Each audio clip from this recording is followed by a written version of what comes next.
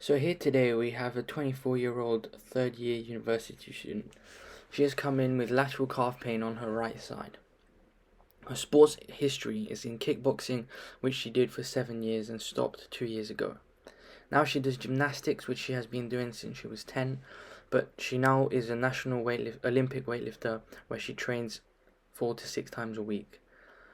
The main problem with her pain was more that it reduced her range of motion in her ankle, which caused some discomfort in her hips when she would train.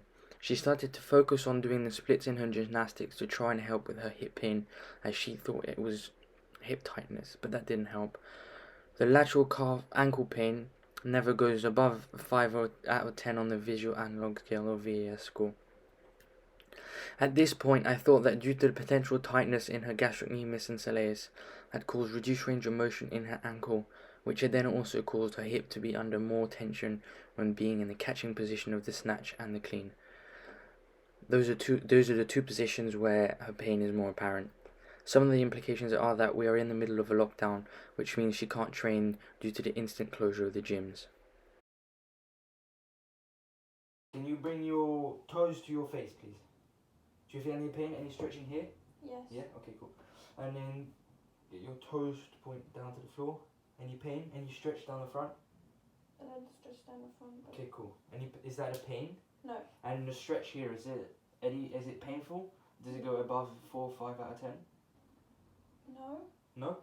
And then inversion, so do you want me to show you or? Like in. No, so if do you mind, I'll show you I'll move you into the movement Okay. and you do the same thing. So it's very slight, but you're gonna twist your whole foot in like this. Okay. Okay, does that make sense? Any pain there? Do the same thing on the other side, please. No pain, no pulling, no stretching, nothing. No. And then can you do the same thing but eversion? So it's gonna be out. Oh, perfect. Any pain there? No. No? Okay, perfect.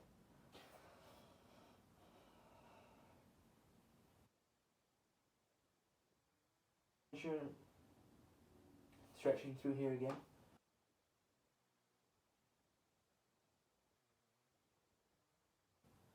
So eversion and inversion. No pain there. Sorry.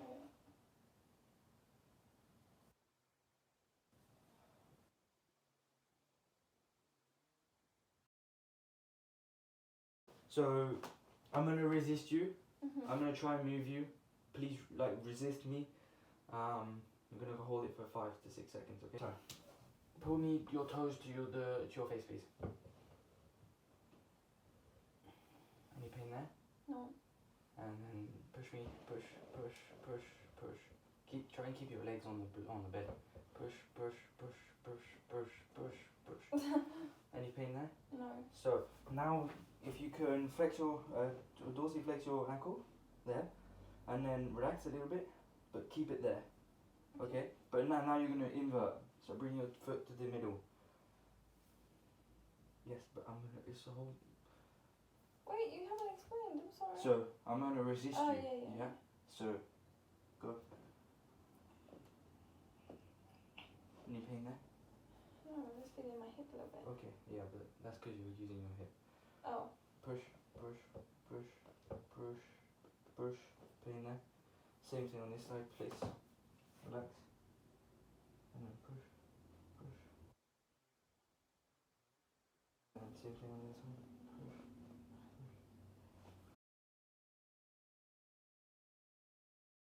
Push. Full extension.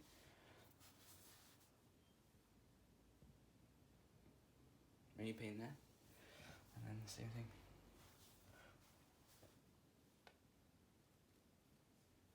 She did not report too much pain or discomfort apart from inactive and passive dorsiflexion. There was a 4 or 5 out of 10 on the VS score, in the same area that she was getting pain before. The fact that it was not higher than 5 then made me realize or think that it was more of a muscle tightness issue than a ligament or a bone issue.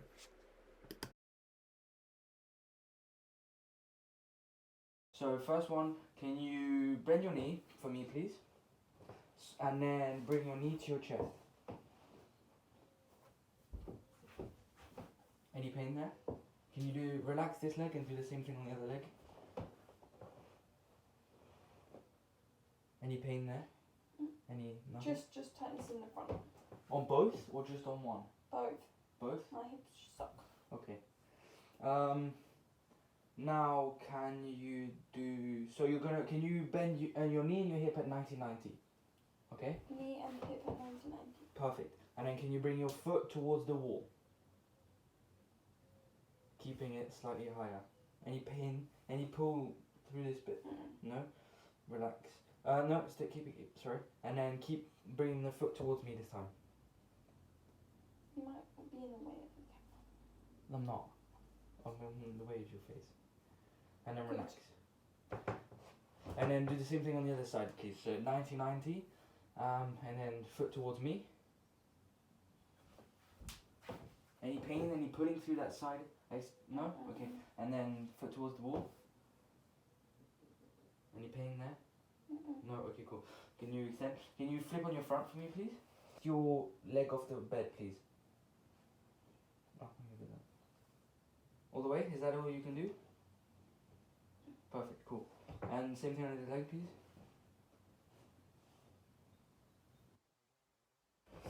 We've done active, now we do a passive, okay? So you're not going to do anything, I'm going to move you through the movement. If you feel any pain or any symptoms, let me know and I'll stop.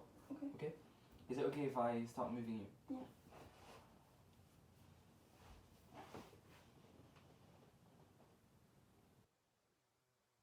Pinching in in front the front. of the hip? Okay, that's normal.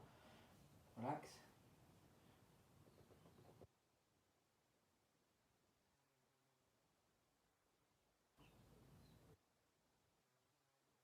No? Okay, cool.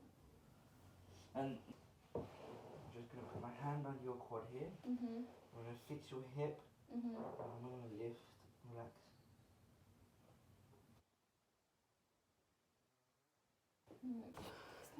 Okay, so I've done your left hip. So that was your uninjured hip. So I've got something to work on now. I'm going to do your right hip now. So this is the one that you've come in with a problematic ankle with the lateral calf pain. Now we're going to work on the hip, yeah? So I'm going to do the same movements as before. So flexion.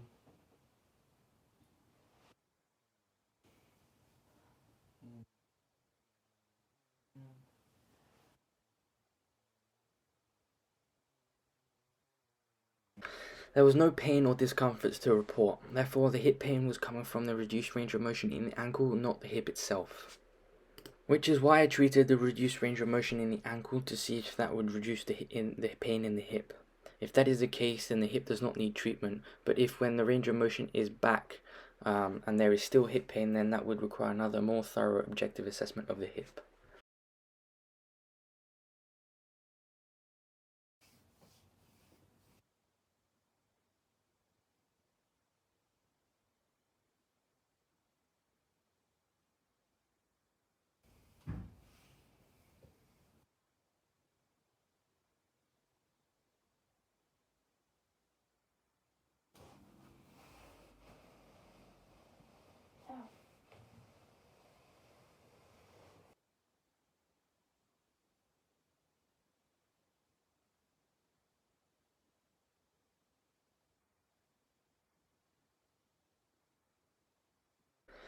So with the treatment I decided to do some soft tissue massage, as it was her first session back with me and it allowed me to flush through her muscle and instantly release some of the tension. With the grade 3 distractions that was used to start to regain the range of motion, these two methods working with her exercises will be crucial to get her range of motion back. I would ideally have her move around in the next session and do some more active or sport specific exercises as she is an athlete.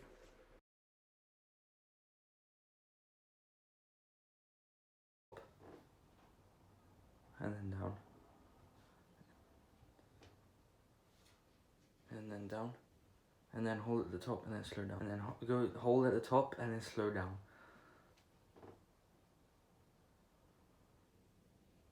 Same thing on the other side, please. So single leg. Perfect. Can you step closer to the wall, please?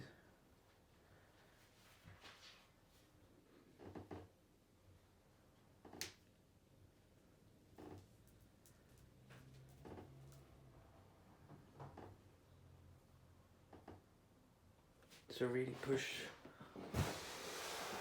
through. So the big toe, the little toe, really push through the midfoot.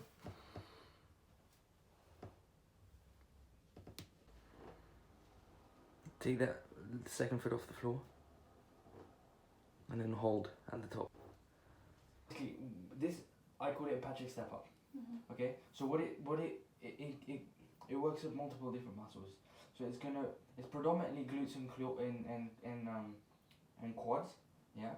But with the movement, so I'm gonna show it to you first, and then I'm gonna get you to do it. So if you want to take a step back, so what you're gonna do is put your foot on the edge of the box, stand up, and so dorsiflex your foot, so it's fully cogged back, and you're gonna tap your heel, and then push back up.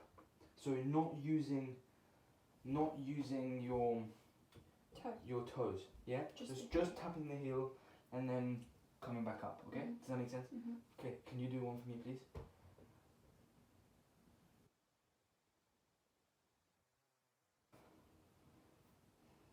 Down,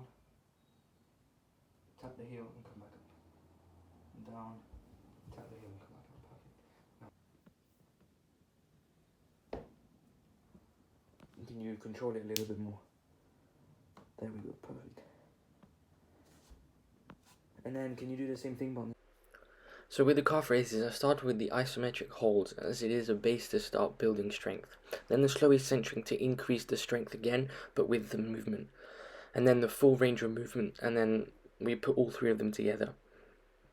With this Patrick step up, there are some easy progressions and even regressions, if the regressions are needed. Some of the regressions are to remove the box and just tap the heel in front of you, but always keeping the moving foot in complete dorsiflexion.